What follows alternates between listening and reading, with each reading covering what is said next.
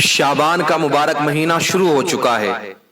اور یہ وہ مہینہ ہے کہ جس کو اللہ کے رسول صلی اللہ تعالیٰ علیہ وسلم نے اپنا مہینہ بتایا ہے۔ آقا فرماتے ہیں کہ رجب اللہ کا مہینہ ہے، شعبان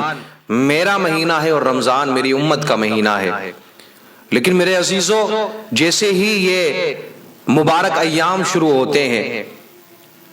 مبارک مہینے شروع ہوتے ہیں، یا کوئی مبارک دن آتا ہے کہ جس کی فضیلت قرآن و حدیث سے ثابت ہے، چاہے وہ شب قدر کا معاملہ ہو، شب معراج کا معاملہ ہو، یا شب برات کا معاملہ ہو، یہ مبارک راتیں آتی ہیں، مبارک دن جب آیا کرتے ہیں، تو پھر آپ نے دیکھا ہوگا سوشل میڈیا پر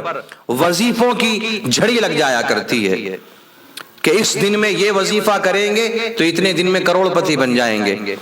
اس دن میں لونگ پر یہ پڑھیں گے تو اتنے دن میں لکھ پتی بن جائیں گے۔ یعنی سوشل میڈیا پر ایسے کچھ لوگ بیٹھے ہوئے ہیں کہ جنہوں نے امت کے دماغوں کے اندر وظیفوں کی جھڑی لگا دی ہے۔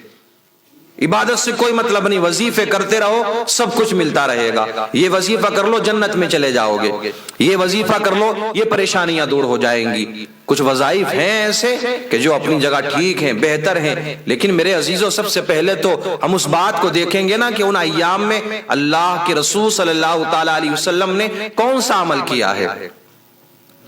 جب بھی رجب کا مہینہ شروع ہوتا ہے تب بھی وظیفوں کی جھڑی لگ جاتی ہے کہ اس دن میں، اس کی پہلی رات میں یہ کام کرو، پہلی تاریخ کو یہ عمل کرو، دوسری تاریخ کو یہ عمل کرو۔ اب یہ شعبان کا مبارک مہینہ، یہ مبارک دن شروع ہوئے ہیں،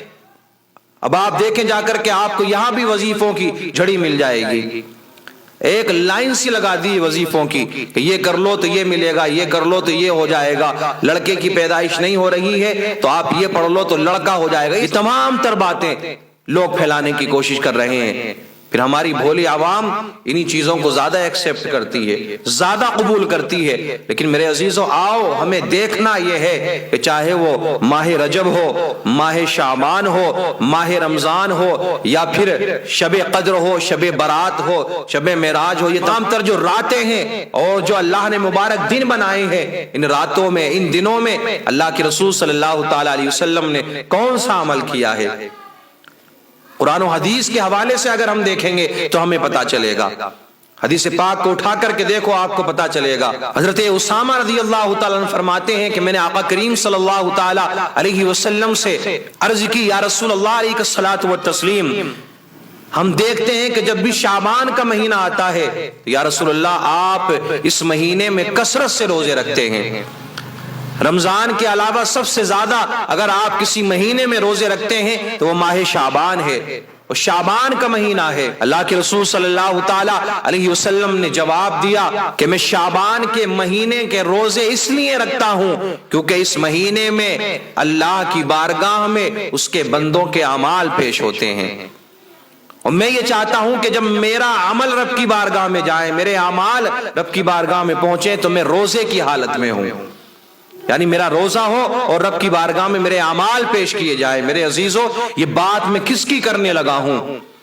اللہ کے حبیب صلی اللہ تعالیٰ علیہ وسلم کی، کہ جن کے صدقے میں ہمیں اور آپ کو اللہ رب العزت معاف فرمائے گا، ہمیں جنت عطا فرمائے گا، یہ ان کی میں بات کر رہا ہوں۔ میرے آقا نے اپنی امت کو تعلیم دی ہے، لیکن وہ امتی نہ جانے ادھر ادھر کدھر بھاگتا ہوا نظر آ رہا ہے۔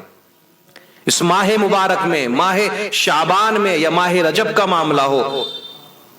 ان ایام میں، ان مہینوں کے اندر میرے عزیزوں کثرت سے عبادت کریں، کثرت سے نوافل پڑھیں، کثرت سے نماز پڑھیں اور نفلی روزے رکھنے کی کوشش کریں۔ یہ ایسا وظیفہ ہے، یہ ایسا عمل ہے، تمام تر وظیفے ایک طرف، لیکن اس عمل کو کرو گے نا، جب روزے رکھو گے اور کثرت سے عبادت کرو گے، رب کی بارگاہ میں سجدہ کرو گے، تو وظیفوں کا اتنا ثواب نہیں ملتا ہے میرے عزیزوں جتنا ثواب تمہیں سنت رسول صلی اللہ تعالیٰ علیہ وسلم پر چلنے کا ملے گا۔ اس مہینے میں یعنی شعبان کے مہینے میں روزے رکھنا یہ اللہ کے رسول صلی اللہ تعالیٰ علیہ وسلم کا طریقہ ہے، میرے آقا کی سنت ہے۔ نبی کی سنت سمجھ کر، نبی کی سنت پر چلتے ہوئے، آقا کے طریقے پر چلتے ہوئے ماہ شعبان میں روزے رکھیں، پھر دیکھیں اللہ آپ کو کتنے انعامات سے نوازتا ہے، کیا برکتیں ملتی ہیں۔ لیکن یہ بات بھی حقیقت ہے کہ ہم اتنی جلدی قرآن و حدیث کی نہیں مانتے ہیں جتنی جلدی ہم یہ فضول رسومات کو مان لیا کرتے ہیں۔ کیونکہ ہمیں جلدی مالدار ہونا ہے، جلدی ہمیں کروڑپتی بننا ہے، تو ایسے وظیفے پھر تلاش کیے جاتے ہیں جن کے ذریعے جلدی مالدار بنا جاتا ہے۔ لوگوں نے اپنے اپنے حساب سے بھی وظیفے بنا رکھے ہیں، لیکن یہ بات حقیقت ہے کہ کچھ چیزیں ہیں ایسی کہ آپ ان کاموں کو کرو گے تو اللہ آپ کے رزق میں برکتیں عطا فرمائے گا، عمر میں برکت ہوگی، آپ کی نسل میں برکت ہوگی، کاروبار میں برکت ہوگی۔ حلال کمائی اگر آپ کماتے ہیں، حلال رزق اگر آپ کماتے ہیں، نیک نیت کے ساتھ میں رزق حاصل کرتے ہیں، ایسا نہیں ہے میرے عزیزو، رب نے دنیا میں بھیجا ہے تو وہی رب رزق دینے والا بھی ہے۔ قرآن مقدس کی آیت کریمہ وَمَا مِن دَابَّةٍ فِي الْأَرْضِ إِلَّا عَلَى اللَّهِ رِزْقُهَا، دنیا کے اندر جتنے بھی جاندار ہیں، چاہے وہ زمین میں رینگنے والا کیڑا ہی کیوں نہ ہو، اس کے رزق کا ذمہ بھی اللہ نے لے رکھا ہے۔ اللہ سب کو رزق عطا فرماتا ہے، لیکن ہمیں کیا چاہیے کہ جب بھی ہمیں رزق ملے، دولت ملے، نعمت ملے، عہدہ ملے تو اس رب کا شکریہ ادا کریں، ادھر ادھر کی باتوں میں نہ جائیں، ادھر ادھر کی باتوں پر غور نہ کریں، توجہ نہ کریں۔ میرے عزیزو، جو اللہ کے رسول نے ہمیں طریقہ بتایا ہے، جو نبی کریم صلی اللہ تعالی علیہ وسلم نے کام کیے ہیں ان مہینوں کے اندر، وہی عمل وہی کام ہمیں کرنا چاہیے، سنت رسول سمجھ کر۔ سنت رسول پر عمل کرو گے تو اللہ اس عمل کو قبول فرمائے گا۔